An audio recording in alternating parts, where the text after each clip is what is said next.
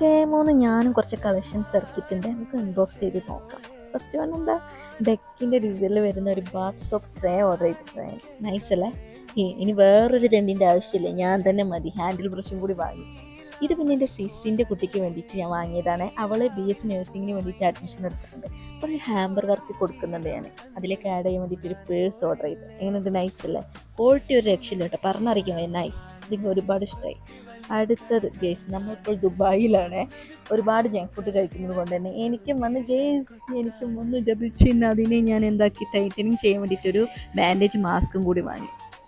ഇത് പിന്നെ എൻ്റെ ഫ്രണ്ടിന്, ഇത് അവൾക്ക് കൊടുത്തില്ലെങ്കിൽ എൻ്റെ ഹാൻഡിൽ ബ്രഷ് എടുത്തിട്ട് അവൾ യൂസ് ചെയ്യും. അപ്പോൾ അവൾക്കും കൂടി ഒന്ന് ഓർഡർ ചെയ്ത്.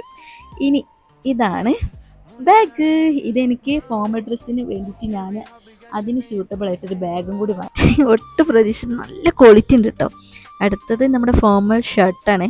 സൂപ്പർ റെഡ് കളർ, ഒരു രക്ഷയില്ല, അടിപൊളി, നല്ല ക്വാളിറ്റി കേട്ടോ, നല്ല ഉണ്ട്. അതിലേക്ക് ഈ സൂട്ടബിൾ ആയിട്ടുള്ള ഒരു പാൻറ്റാണ് ഞാൻ വാങ്ങിയിട്ടുള്ളത്, ബ്രൗൺ കളർ. എങ്ങനെയുണ്ട്? നല്ല കളേഴ്സ് അല്ലേ?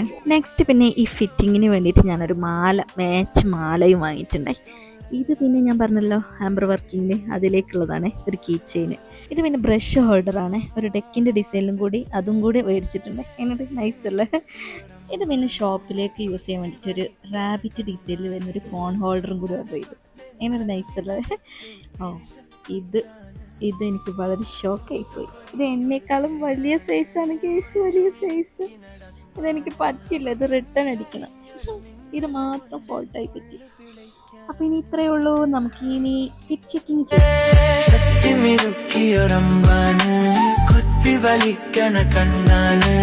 കണ്ടത് കൊട്ടൻ കൽവിനകത്തു പിരിശക്കൊത്താണ്.